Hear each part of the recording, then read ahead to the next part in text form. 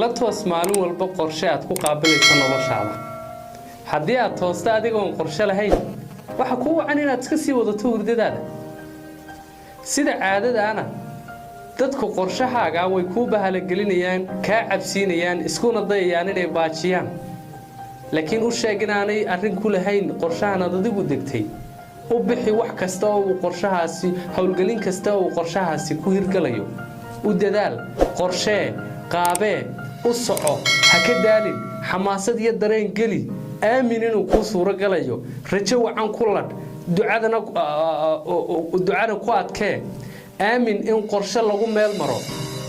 arrin xuma abaar ka daran haddaanad lahayn qorshaad ku qaabilaysa noloshaada waxaad qorshaysatay inaad guuldarraysato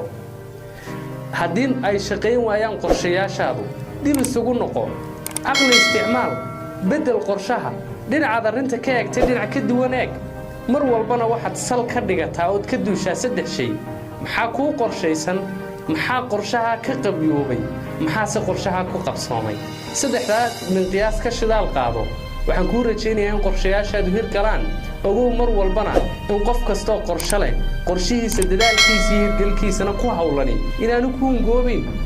qorshe dadaalkiisa iyo hawlgalku u qalmeeyay helay waxa la hubaa inuu guuleysanayo